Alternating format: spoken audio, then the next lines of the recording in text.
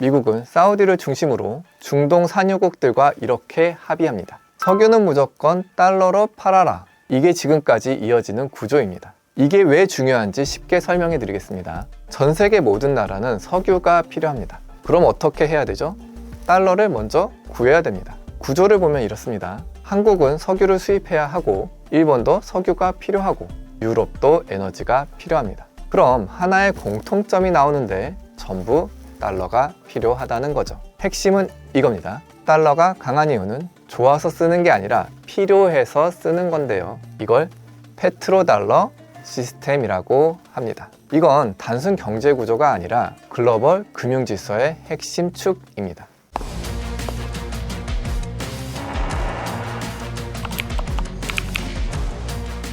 안녕하세요. 사건 텔러 유광훈 변호사입니다. 지금 벌어지고 있는 미국과 이란의 충돌은 단순한 군사 분쟁이 아닙니다. 이건 에너지와 금융, 통화 시스템까지 연결된 구조적 충돌인데요. 이미 시장은 반응했죠. 유가는 $100를 돌파했고 LNG 가격도 급등했습니다. 이건 전쟁이 아니라 어쩌면 글로벌 시스템 리셋의 신호일 수도 있는 겁니다.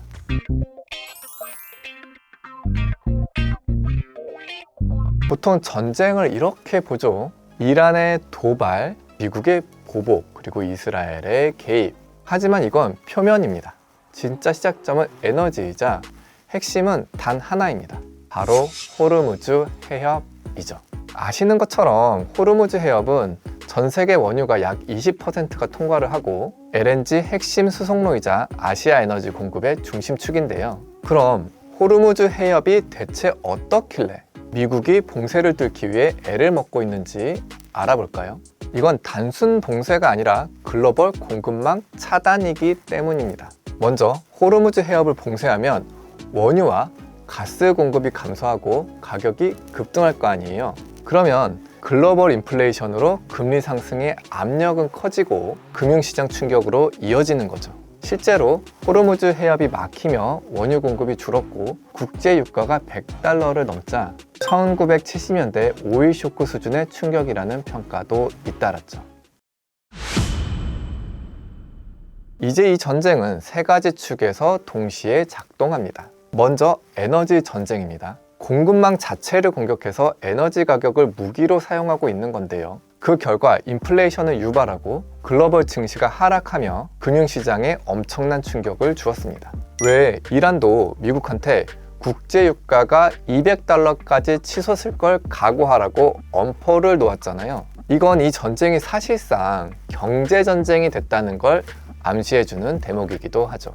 그리고 인플레이션으로 인한 에너지 가격 상승은 전 산업으로 확산되는데요. 식료품, 화학, 물류까지 영향을 주기도 합니다. 중앙은행도 딜레마입니다. 금리 인하가 불가하기 때문인데요. 물론 풀린 돈이 워낙 많아 금리를 내려서는 안 된다는 주장도 있지만 경기가 워낙 안 좋으니 인위적으로라도 경제를 부양시키려고 하는 거잖아요. 근데 에너지 가격 상승으로 인플레이션이 온다면 오히려 금리 인상을 하게 될 수도 있고 이렇게 되면 경기는 둔화되는데 물가는 오르는 전형적인 스태그플레이션이 찾아오기 때문입니다. 이 전쟁이 위험한 진짜 이유는 이겁니다. 글로벌 경제가 이미 취약한 상태에서 발생했다는 건데요. 현재 경제 상태를 한번 보죠. 코로나 이후 부채가 급증하고 여전히 고금리 사이클이 진행 중에 있습니다.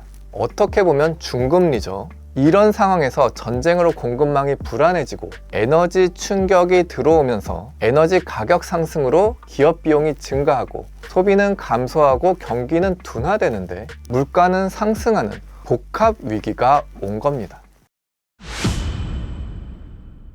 여기서부터가 진짜 중요합니다. 많은 사람들이 지금 이 전쟁을 보면서 미국이 왜 이렇게까지 강하게 나오지? 이란은 왜 계속 버티지? 이렇게 생각합니다. 근데 이걸 단순히 군사 충돌로 보면 절대 이해가 안 됩니다. 이건 총싸움이 아니라 시스템 싸움이기 때문인데요. 달러 이야기를 안 하면 이 전쟁은 절대 이해가 안 됩니다. 자, 여기서 하나 짚고 넘어가야 하는데요. 우리가 평소에 너무 당연하게 생각하는 게 하나 있습니다. 왜 전 세계는 석유를 달러로 거래할까? 이 질문을 제대로 이해하면 지금 벌어지는 일의 절반은 이미 끝난 겁니다. 원래 달러는 지금처럼 강한 통화는 아니었습니다. 1944년 브레튼 우즈 체제에서는 달러가 금에 연결돼 있었어요. 달러는 금으로 바꿀 수 있는 종이, 이 구조였는데요. 근데 1971년 미국이 이걸 깨버립니다. 이제 달러를 금으로 안 바꿔준다. 이게 바로 닉슨 쇼크입니다. 그리고 여기서 문제가 생깁니다. 금이 사라졌습니다. 그럼 질문이 하나 나옵니다. 그럼 이제 달러는 뭘 믿고 쓰지? 여기서 미국이 엄청난 선택을 합니다. 그래서 나온 게 석유입니다. 미국은 사우디를 중심으로 중동 산유국들과 이렇게 합의합니다. 석유는 무조건 달러로 팔아라. 이게 지금까지 이어지는 구조입니다. 이게 왜 중요한지 쉽게 설명해 드리겠습니다. 전 세계 모든 나라는 석유가 필요합니다. 그럼 어떻게 해야 되죠?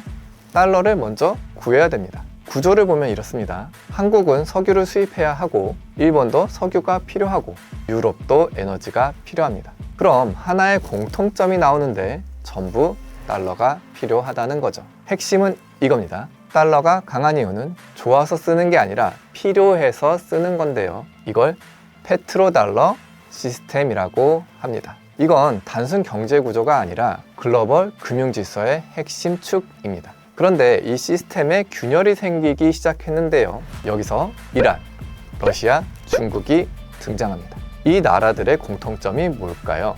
미국 제재의 경험이 있습니다.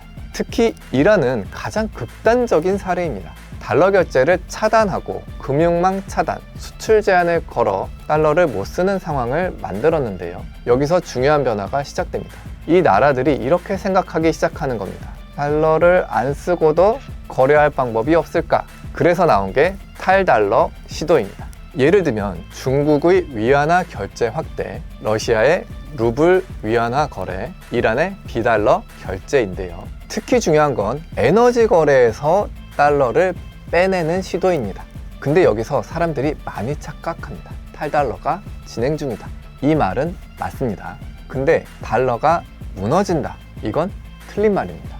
왜냐하면 달러는 단순 통화가 아니기 때문입니다. 달러는 세계 최대의 채권 시장, 가장 깊은 유동성, 가장 안정적인 금융 시스템, 이 세 가지를 다 가지고 있습니다. 다른 나라들이 못하는 게 바로 이겁니다.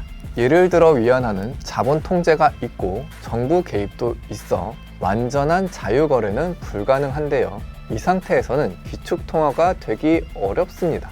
그래서 결론이 나옵니다. 탈달러는 붕괴가 아니라 서서히 줄어드는 변화로 볼 수 있는 거죠. 하지만 여기서 중요한 포인트가 있습니다. 완전히 무너지지 않더라도 일부라도 빠지면 문제가 시작됩니다. 왜냐하면 지금까지는 전 세계가 달러를 써야만 했습니다. 근데 일부라도 빠지면 달러의 수요는 줄어듭니다. 이게 의미하는 게 뭘까요? 미국 입장에서 이건 단순 경제 문제가 아니라 패권 문제인데요. 여기서 다시 전쟁으로 돌아옵니다. 이란은 단순한 국가가 아닙니다. 탈달러 실험이 실제로 이루어지는 공간인데요. 그리고 미국은 이걸 어떻게 보냐면 위험한 선례라고 봅니다. 그래서 이번 충돌의 본질은 이겁니다. 표면은 이란 대 미국이지만 실제로는 달러 시스템과 탈달러 시도 세력의 패권 전쟁입니다. 자, 이제 여기서 가장 중요한 질문이 남습니다. 그래서 이 전쟁이 우리한테 뭐가 문제냐? 한국은 전쟁의 밖에 있지만 충격의 중심에 있습니다. 이유는 간단한데요. 한국은 에너지 주요 수입 국가입니다. 구조부터 보겠습니다. 한국은 원유 대부분을 수입하고 LNG 거의 전량을 수입하는 국가입니다. 에너지 자급률이 매우 낮은데요. 즉, 밖에서 들어오는 에너지에 절대적으로 의존하는 구조인 겁니다. 여기서 문제가 터집니다. 아까 우리가 본 것처럼 호르무즈에 문제가 생기면 유가가 상승하고 LNG 가격 역시 폭등합니다. 이게 바로 한국으로 들어오는 겁니다.